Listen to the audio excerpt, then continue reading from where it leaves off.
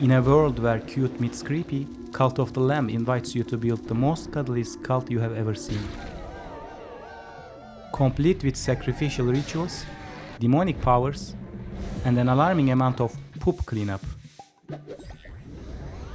Today we'll be discussing its top 4 most commented user tags, starting from funny.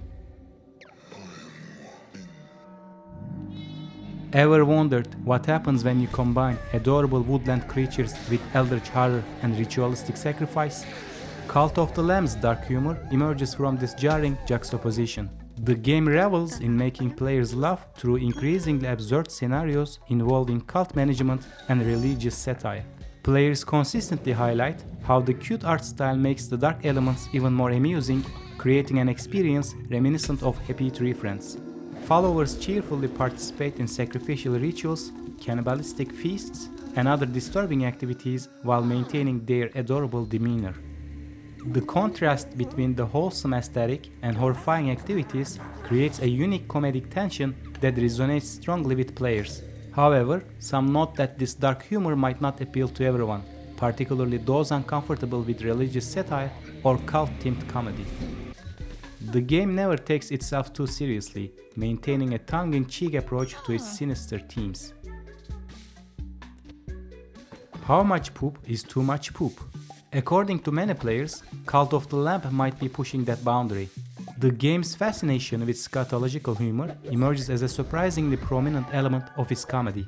Players frequently describe scenarios where followers ask to eat bowls of poop as pranks or to fulfill their darkest desires.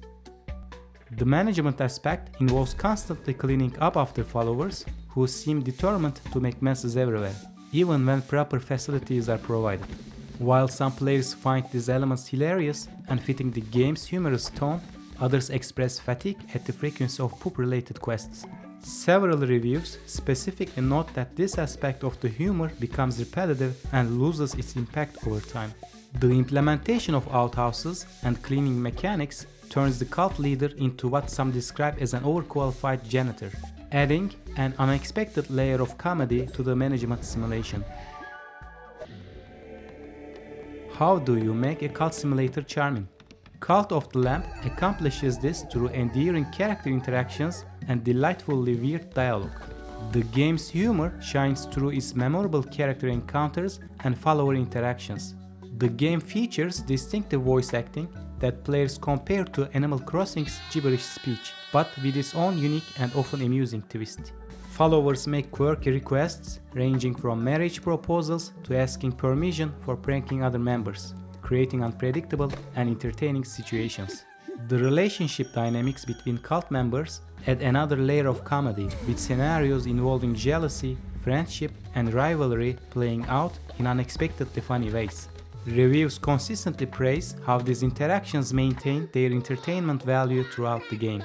Even the bosses and NPCs contribute to the humorous atmosphere with their distinct personalities and amusing dialogue patterns. The combination of these elements creates a living world where every interaction has the potential for comedy, keeping players engaged through genuine character-driven humor. The humor in Cult of the Lamb emerges through 3 distinct but interconnected elements.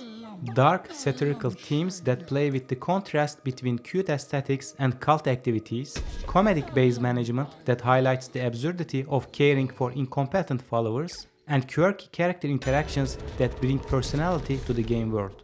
These elements work together to create layers of humor that appeal to different player preferences, from those who enjoy dark comedy to those who appreciate more character-driven humor.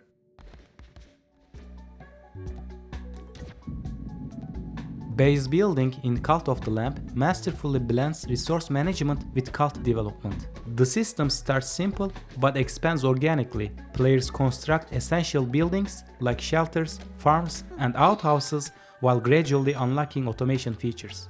The building mechanics integrate seamlessly with progression, as structures directly impact follower happiness and resource generation. While players praise the satisfying automation curve, some note that late-game building options become less impactful once core infrastructure is established. The placement system uses a distinctive diagonal grid that can make precise positioning challenging, especially with mouse and keyboard controls. Despite these limitations, the building mechanics remain engaging throughout the game, with players particularly enjoying the ability to freely relocate structures without any penalties. How do you build the perfect compound for your cult? Cult of the Lamp offers extensive decorative options that let players express their vision. The game provides a wealth of unlockable decorations, from flowers and fountains to bonfires and dark shrines, allowing players to craft atmospheres ranging from cute to sinister. The customization system extends beyond mere aesthetics. Players can design functional layouts for resource production, worship areas, and living quarters. Though some players note that the available land space can feel constraining when hosting larger cults, the freedom to arrange and rearrange buildings creates opportunities for creative expression. The visual charm of watching cultists interact with carefully crafted spaces adds a rewarding layer to the base building experience. Many players report losing hours to decorating and redesigning their compounds, even though these aesthetic choices don't directly impact gameplay mechanics. Managing a cult isn't just about building, it's about balancing resources and follower needs in a constantly evolving system. The base building component weaves together multiple management layers, requiring players to handle food production, sanitation, housing, and faith maintenance. Early game management can feel intensive, with players personally handling most tasks until automation options unlock. While some players praise this progression, others find the micromanagement becomes tedious, particularly regarding manual cooking and follower task assignment. The system's integration with the game's dungeon crawling elements creates a distinctive gameplay loop.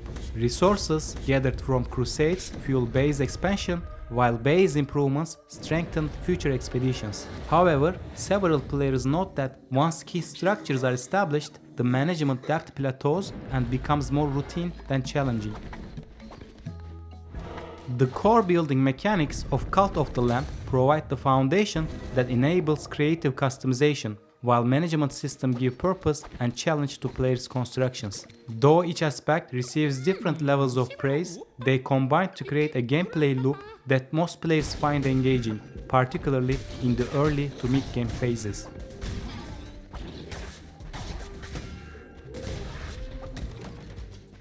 The combat in Cult of the Lamp strikes a delicate balance between simplicity and satisfaction.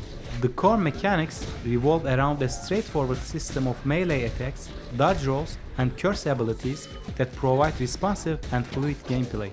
Players have access to 5 main weapon types, each offering different speed damage trade-offs, though some reviewers note this limited variety becomes repetitive over time. The dodge roll mechanic features generous invincibility frames and proves essential for survival, especially during boss encounters. While the combat system receives praise for its smooth controls and satisfying feedback, many players point out its relative shallowness compared to genre staples like Hades or The Binding of Isaac. The game compensates for this simplicity through its quick-paced nature and short runtimes, typically lasting 5 to 15 minutes per dungeon attempt. Like a Fisher-Price roguelike, this player code captures both the accessibility and limitations of Cult of the Lamb's approach to the genre. The game implements core roguelike elements through a system of randomized weapons, curses, and tarot cards that modify each run. Unlike traditional roguelikes, the progression system is notably streamlined and forgiving. Players start each crusade with randomly assigned weapons and abilities, but the limited pool of options and lack of synergetic builds often makes each run feel similar to one another. The game distinguishes itself by tying progression to cult management rather than run-based advancement, with permanent upgrades obtained through devotion rather than successful runs. While this approach makes the game more approachable for genre newcomers, experienced roguelike players often find the system lacking in depth and replayability. The difficulty scales primarily through increased enemy health pools rather than complex mechanical challenges, though the addition of different difficulty settings helps address this concern. How does one keep procedurally generated dungeons feeling fresh and engaging? Cult of the Lamb presents this challenge through 4 distinct themed areas, each with its own visual identity and enemy types. Each run features branching paths that let players choose between different rewards and encounters, though many note these choices feel less impactful than in other games of the genre. The relatively short length of dungeons helps prevent fatigue, but also limits the potential for building momentum during runs. Players particularly praise the boss encounters, which feature distinct attack patterns and personalities, though some note that regular enemy variety becomes repetitive after extended play. The game's structured approach to dungeon progression, requiring multiple completions to access each area's final boss, receives mixed reactions regarding its impact on pacing and replay value. Cult of the Lamb weaves together 3 distinct but interconnected systems that form its core gameplay loop. The straightforward but polished combat mechanics serves as the foundation for exploring procedurally generated dungeons, while both feed into a unique progression system that ties roguelike elements to cult management rather than traditional run-based advancement. Despite some limitations in depth and variety, the game presents an accessible and distinctive take on the roguelike genre that particularly appeals to newcomers while potentially leaving veteran players wanting for more.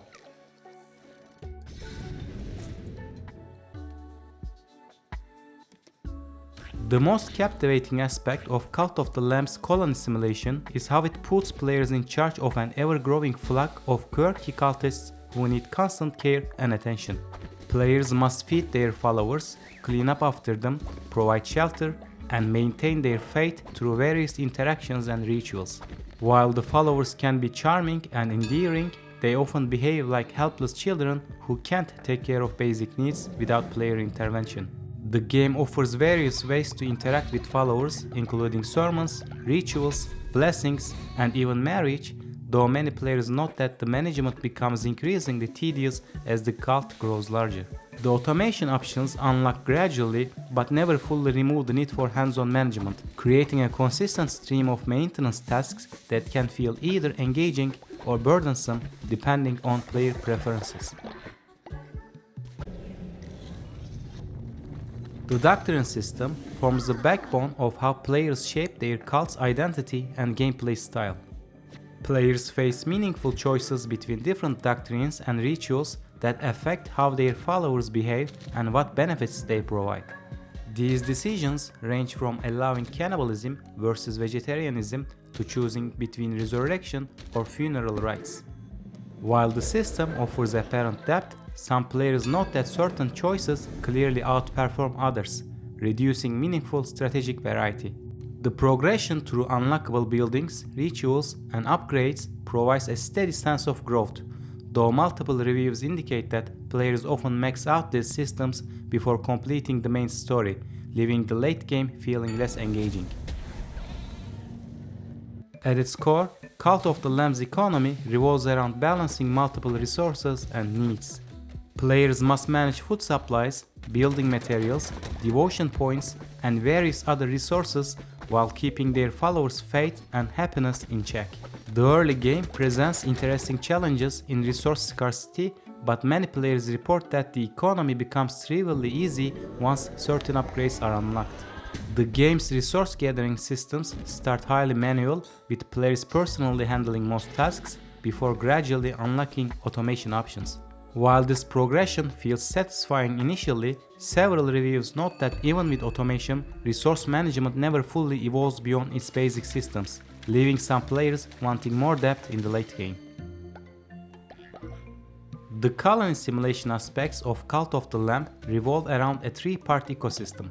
These systems interlock, with followers generating resources and devotion, doctrines affecting how efficiently followers function, and resources enabling new buildings and upgrades that enhance follower capabilities.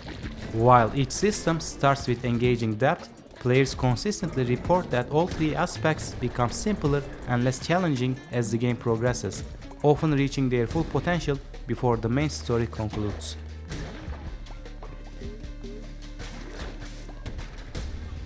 And there you have it, our consensus review of Cult of the Lamb, built from thousands of player experiences. We'd love to hear your thoughts in the comments below. Don't forget to stay up to date by subscribing to our channel and visiting our website. Thanks for watching.